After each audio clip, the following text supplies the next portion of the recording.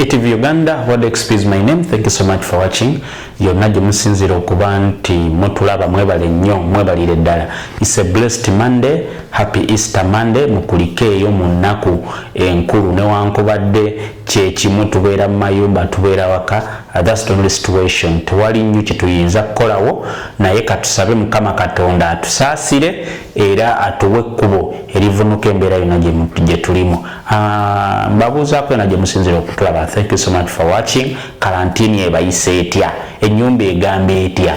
Abatulaba yonna gye musinzira abali mu United Arab Emirates, abali mu Bahrain, Oman, Jordan, abali Saudi Arabia, abali South Africa, abali mu Europe, abali Canada, abali USA. Thank you so much. Abali Uganda wetusinzira okubaweereza.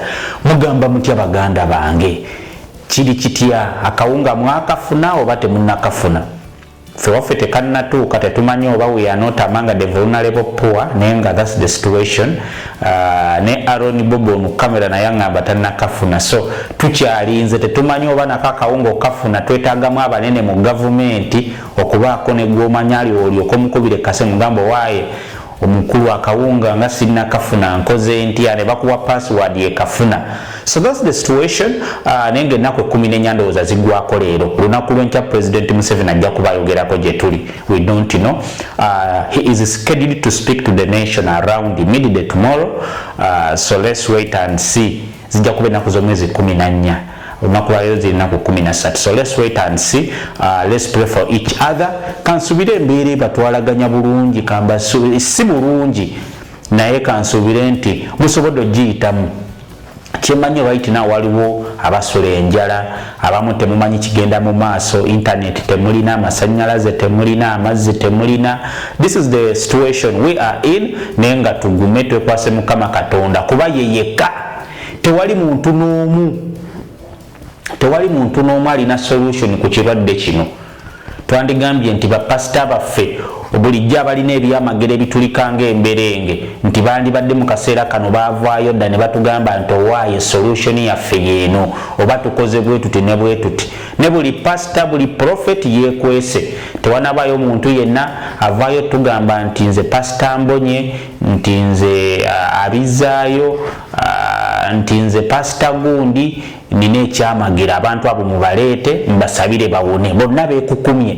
Tetumanyi kiki lwaki beekukumye abalinze embeera etereere balyoke baveeyo. But this is something that we must understand, that tewali muntu n'omu ajja kuyimirirawo. Oyimirirawo gwe wekka n'abantu bo. So it's high time we realized baani abo abatubeereddewo mu mbeera eno.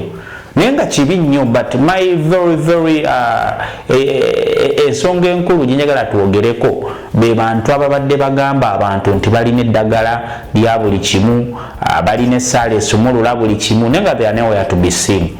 Bapasita, bannabbi abo ab'obulimba bulijjo abasaba ekimu eky'ekkumi, bulijjo ababajjako sente zammwe baliwa mu mbeera eno. Okitegeera Kamiliyoni bye yayimbako n'agamba baali wange etubidde kuba kati right now obadde osabira mu church yonna gy'osabira n'owaayo ekimu ky'eky'ekkumi. Bapasita bavuga emmotoka ez'ebbeeyi, abaana baabwe bali Bungereza, bali mu America, baliwo abaana bali bulungi nnyo.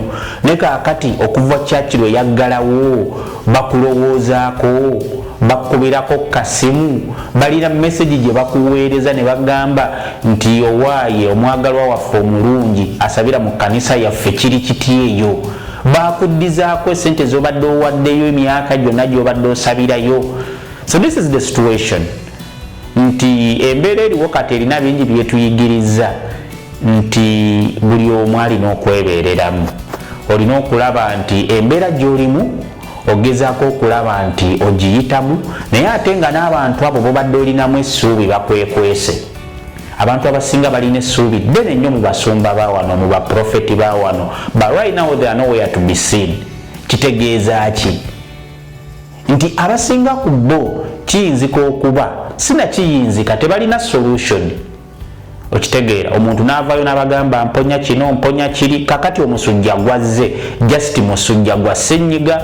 Bulijjo batugamba bawonya siriimu, bawonya kansa, naye balemereddwa okuvaayo pasita n'omu agamba nze mumpe omulwadde omu wa coronavirus muwoye mu nsi yonna. Nigeria waliyo abakola ebyamagero, Kenya waliwo abakola ebyamagero, mu US waliyo abakola ebyamagero, abantu bafa. Naye tewaliyo munnaddiini yenna kebeere paapa gyali, teriyo munnaddiini mu nsi yonna yavuddeyo n'agamba baganda bange solution ya coronavirus yiino. It's really a pity that most of our people okugamba simanyi na kyakwogera oba babakwata obwongo ne babakyusa ne babakkiriza okukkiriza. Well, Katonda gyali nekyenjagala tubeereko era tumanye nti Katonda wonna we tubeera asobola okutuwulira. Era kyenjagala muganda wange oyige mu ssaawa eno mu mbeera eno gy'oyitamu nti Katonda oliwo kululuna Katonda wo. Pasita taliiwo, buli omu taliiwo, ne bw'omukubira essimu n'omugamba pasita kiri bubi, talina ssala gy'asobola kuweereza kubanga gavumenti yagamba buli alina ky'asobola okuyambako okugamba okulwanyisa obulwadde buno aveeyo. Ye Pasita Kayanja ajja mwebaza agezezaako okuliisa abantu mu East eno ne Pasita Bujingo, thank you so much. Be bapasita babeereddewo ku bantu nti bagezezaako okuzaako abantu, giving back to the poor. That's very good. Okitegeera nga bw'olaba business endala nti nazo zagezezaako okukola give back to the communities, ne bagamba twaddeyo milioni 10, milioni 5, ne Coca-Cola nayo yawaddeyo ebidomola newankubadde byabadde bikalu but isoke bawaddeyo okusinziira ku kampuni yaabwe nga bwe bakiraba balina okuddiza abantu. So this is the situation. So abasumba baffe baliwa mu mbeera eno bavuga emmotoka ez'ebbeeyi bagamba basajja bagagga nnyo ng'oggyeko abantu ba pasita abo ababiri Kayanja ne se oba muyite Haji ne Haji Bujingo, Pasita Bujingo Haji Bujingo, kubanga omukyala gwalina tanaba kuba nti si bafumbo naye alina emakula we ate n'oli nabo divorce tegendanga mu maaso, so tuyinza omuyita Haji Pasita Bujingo. Okitegeera. Thank you so much. Olaba nti omuntu newankubadde we are all people tukola ensobi naye at least ye yagezezaako n'akwata milioni 10 n'azizaayo. Kyaki endala ziriwa? Pasita Kakande, Prophet Kakande, Pasita Iga oyo ali mu kkomera tetumanyi, naye ate ne mu kkomera gyali abizaayo yandibadde asamba enzigi z'ekkomera n'avaayo ne tulaba ebyamagero byabadde akola. Alina empeta ze yali atunda emitwalo 10, 20, empeta tezina kye zimukoledde kuva mu kkomera. So muganda wange wegendereze, era muganda wange wenna akkiririza mu basajja bano. Okitegeera yensobi gye tusinga okukola mu kifo ky'okukkiriza Katonda tukkiriza bapasita bano. So nga Katonda ali omu, abantu bakumanipuletinga olw'okuba bakozesa erinnya lya Katonda, agamba Katonda akola kino ne kino ne kino, naye n'akikola ng'alowooza gwe ye yakikola. So nga Katonda yena nnyini buli kimu, yalina obuyinza ku buli kimu, yakikontrolinga, yakikola ki. Pasita Iga empeta ye naye tomuyambye gyabadde atunda emitwalo 2 nti bw'obeera n'empeta eyo simanyi obugagga, simanyi omukyala, simanyi biki, kasita obeera nayo So Ugandans ke kaseera okuyiga. Era coronavirus ono yatuyambye ne tugezesa abasajja bano. Era muganda wange sikugaana kuddayo okusaba kirungi naye okuwaayo. Nalabye ne kyaki ezimu nga zirina TV ziyisa ebigambo wansi, simanyi oweeyo ekimu eky'ekkumi. Kakati omuntu takola omusaba ekimu eky'ekkumi. Okitegeera ekintu kino. So ogenda okukiraba nti zino kyaki ezisinga, era singa babala bizinesi ezisinze okufiirwa, tewali bizinesi esinze fiirwa nga bizinesi za kyaki. Tewali mu nsi yonna. Abasajja basolooza bukadde na bukadde okuva ku Mande paka Sande, balina lankyawa buli kyaki kati.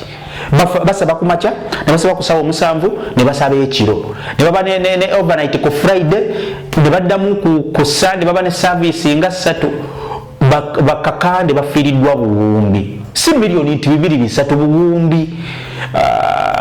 Bapasita bonna, era singa bapasita bavaayo, okitegeera, ne balaga loss enyingiza yaabwe bwebadde nga tebannabaggalawo muyinza okwekanga nti abasajja bano sente ze balina budget ya national budget number bafiiriddwa buwumbi na buwumbi. Tetumanyi oba nabo banaavaayo nga kiwedde kuba gavumenti erina sente ze yataddewo zegenda okuteeka mu UDB, Uganda Development Bank, okulaba nti badduukirira bizinesi ezikoseddwa and so on and so forth. So bizinesi tesasula musolo. Yiga yavaayo n'agamba church is a business. Abantu ne bavaayo ne bamusekerera ne bamwogerera ne bakola biki, but this man was telling us the real truth. Nti church yo business ekyo tukikkiriza, naye nga business abantu bulijjo be mujjamu ssente mubakoze mutya. Tewali pasita yawotaddeyo kifaananyi mbonye yakoma mutugamba nti ye yakimanyako ekya coronavirus ne tannavaayo kuyamba muntu wa bulijjo n'abantu abakuŋŋaana ewuwa abamukkiririzaamu, tannavaayo. Okitegeera? So really Ugandans, era nsuubira embeera eno wenneggwera obwongo bwamwe bulina okukyukako. Abasajja bano okitegeera abamu mulina obubabuuka, sibagamba nti mulekere okgenda mu church. You go to church and pray. It's good to pray to God. Okitegeera? Naye nga kkiriza Katonda, tokkiririza mu abo basajja, simanyi ndi mutume, simanyi ndi nabbi, simanyi ndi profeti. Abo bonna tebalina kye bagenda kukuyamba. Bw'oba obuusabuusa gendera ku mbeera gye tulimu. Pasita kyawe yavuddeyo n'ayogera n'agamba nange eddagala ndirina. Pasita kye yavuddeyo oba profeti oba nabbi yenna n'agamba bannange nze embeera eno ntaddewo sente bweziti. Only two people, Pasita Bujingo ne Kayanja bokka, abalala basirifu ne bw'obanoonya kati tobalaba.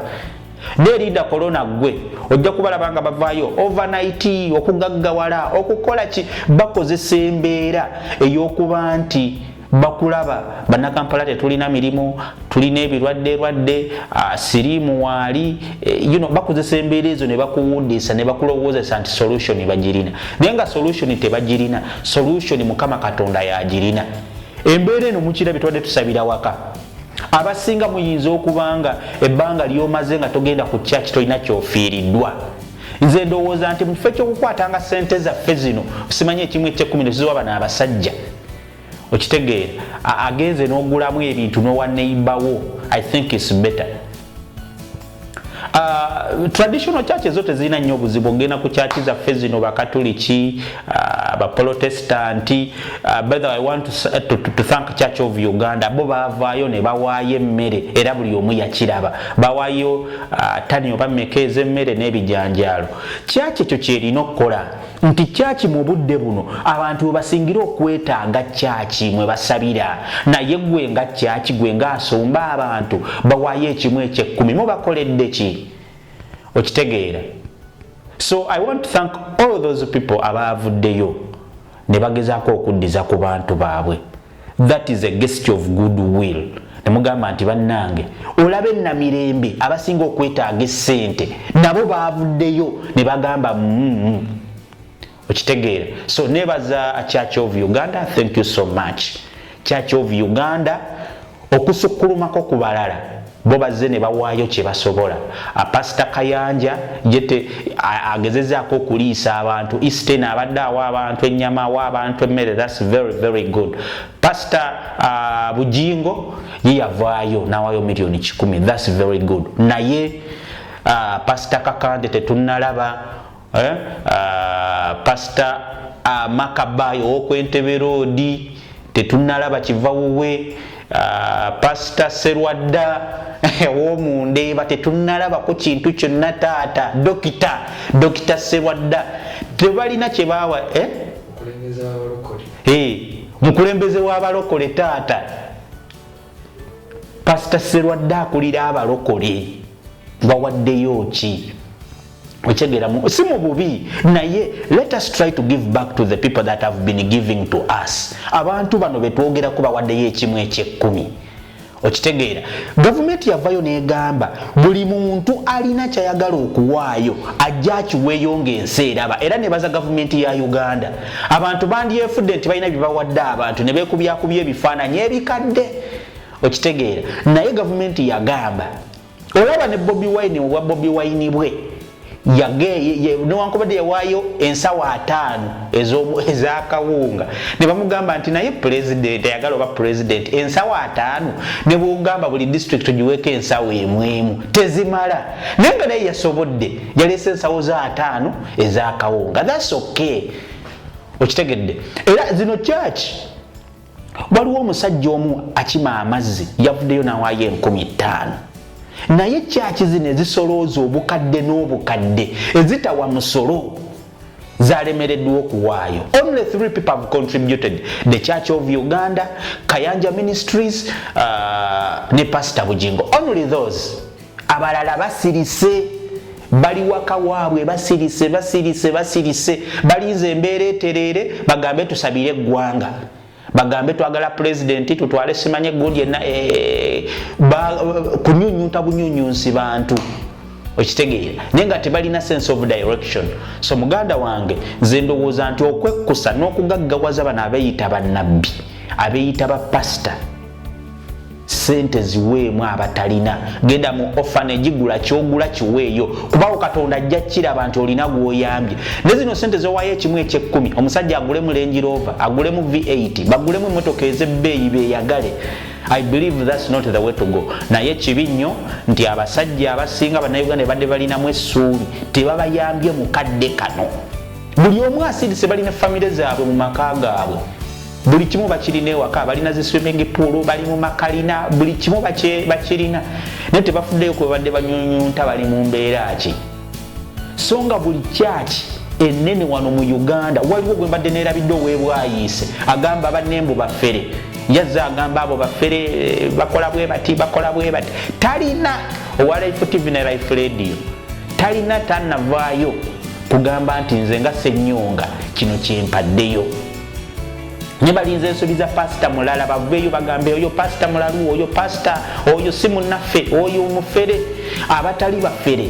Kiki kye mukoledde abantu mweno time basengero beetaaga.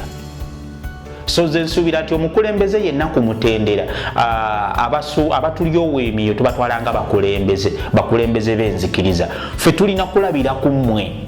Okitegeera bwe muwaayo nange nkwatibwe neŋŋamba waaye neiba wange olina ekyokulya kwata kiro y'akawunga ey'omuceere abaana balye.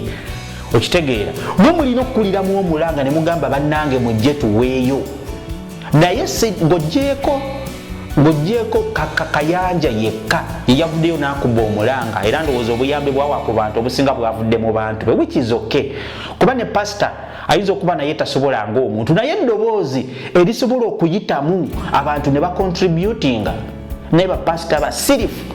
Dr. Sebadda asirise Prophet Mbonye yasirika tetumanyi gyali oba ali mu meeting ne Katonda yatugamba buli wiki alaba Katonda.